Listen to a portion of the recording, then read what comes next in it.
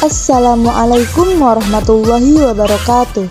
Halo teman-teman, berjumpa lagi dengan kita kelompok 5 mata kuliah Pendidikan Kewarganegaraan dengan dosen pengampu Bapak Abdul Walid SPD MPD, yang mana kelompok 5 ini terdiri dari Miftahul Kutski dengan NIM 20 12 10 123, Heri Irawan dengan NIM 20 12 10 143, Ana Anissa Salamah dengan NIM 20 12 10 142, Ajeng Sofia Nurlaila dengan NIM 20 12 10 109, Enggar Trianti dengan NIM 20 12 10 132, Serli Nurfaidillah Fitrianti dengan NIM 20 12 10 124, dan Mardiatul Misna dengan NIM 20 12 10 114. Dalam video ini, kelompok 5 akan membahas materi tentang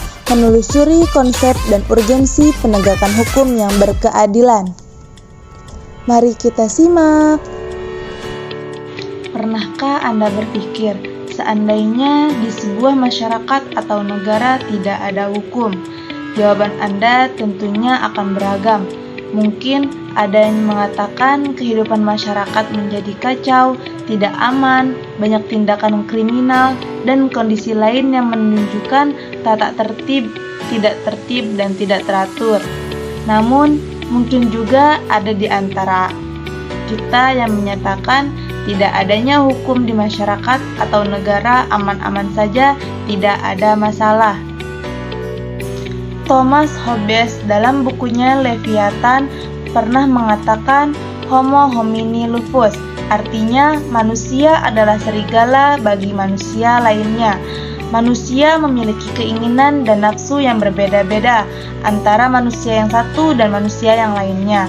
Nafsu yang dimiliki manusia ada yang baik dan ada nafsu yang tidak baik. Inilah salah satu argumen mengapa aturan hukum diperlukan. Kondisi tampaknya bukan hal yang tidak mudah bila semua manusia tidak memerlukan aturan hukum. Namun, Cicero pernah mengatakan, ubi societas ibi ius, artinya di mana ada masyarakat, di sana ada hukum. Dengan kata lain, sampai saat ini hukum masih diperlukan dan kedudukannya masih penting. Dan yang selanjutnya, menurut Kranenburg dan TKM Sabaroidin 1975, kehidupan manusia tidak cukup hidup dengan aman, teratur dan tertib. Manusia perlu sejahtera. Apabila tujuan negara hanya menjaga ketertiban, maka tujuan negara itu terlalu sempit. Tujuan negara yang lebih luas adalah agar setiap manusia terjamin kesejahteraannya di samping keamanannya. Dengan kata lain, negara yang memiliki kewenangan mengatur masyarakat perlu ikut mensejahterakan masyarakat. Teori Kranenburg tentang negara hukum ini dikenal luas dengan nama teori negara kesejahteraan. Teori negara hukum dari Kranenburg ini banyak dianut oleh negara-negara modern. Bagaimana dengan Indonesia? Negara Kesatuan Republik Indonesia atau NKRI adalah negara hukum. Artinya, negara yang bukan didasarkan pada kekuasaan belaka, melainkan negara yang berdasarkan atas hukum. Artinya, semua persoalan kemasyarakatan, kewarganegaraan, pemerintahan, atau kenegaraan harus didasarkan atas hukum. Dari bunyi alinea keempat pembukaan Undang-Undang Negara Republik Indonesia 1945, ini dapat diidentifikasi bahwa tujuan negara Republik Indonesia pun memiliki indikator yang sama sebagaimana yang dinyatakan Kranenburg, yakni 1. Melindungi segenap bangsa Indonesia dan seluruh tumpah darah Indonesia. 2. Memajukan kesejahteraan umum. 3. Mencerdaskan kehidupan bangsa. Dan 4. Ikut melaksanakan ketertiban dunia yang berdasarkan kemerdekaan, perdamaian abadi, dan keadilan sosial. Bagaimana tujuan negara dilaksanakan atau ditegakkan di negara Kesatuan Republik Indonesia dalam tanda kurung NKRI? Perlindungan terhadap warga negara serta menjaga ketertiban masyarakat telah diatur dalam Undang-Undang Dasar Negara Republik Indonesia tahun 1945 dalam tanda kurung UUD NRI 1945.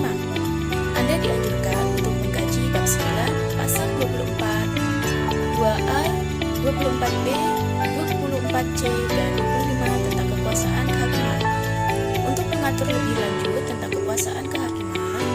dikeluarkan Undang-Undang Nomor 48 Tahun 2009 tentang kekuasaan kehakiman. Bagaimana lembaga peradilan dalam menegakkan hukum dan keadilan?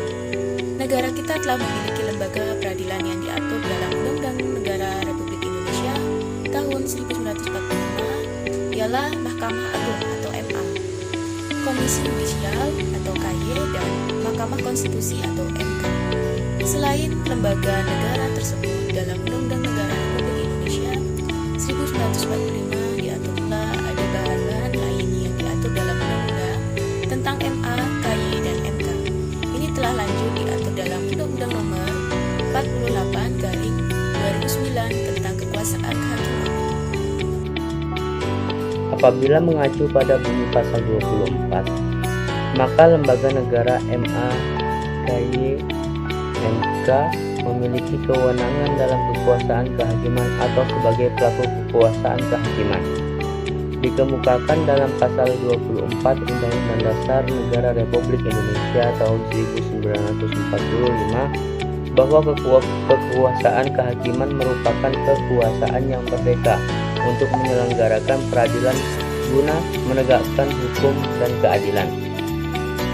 Dengan demikian, 3 lembaga negara yang memiliki kekuasaan kehakiman memiliki tugas pokok untuk menyelenggarakan peradilan guna menegakkan hukum dan keadilan.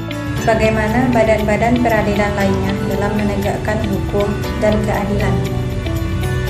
Dalam teori tujuan negara pada umumnya, ada 4 fungsi negara dianut oleh negara-negara di dunia. Yang pertama, melaksanakan ketertiban dan keamanan. Yang kedua, mengusahakan kesejahteraan dan kemakmuran rakyatnya. Yang ketiga, pertahanan. Dan yang keempat, menegakkan keadilan.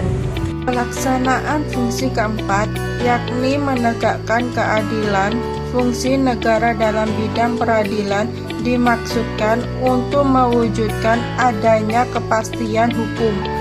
Fungsi ini dilaksanakan dengan berlandasan pada hukum dan melalui badan-badan peradilan yang didirikan sebagai tempat mencari keadilan.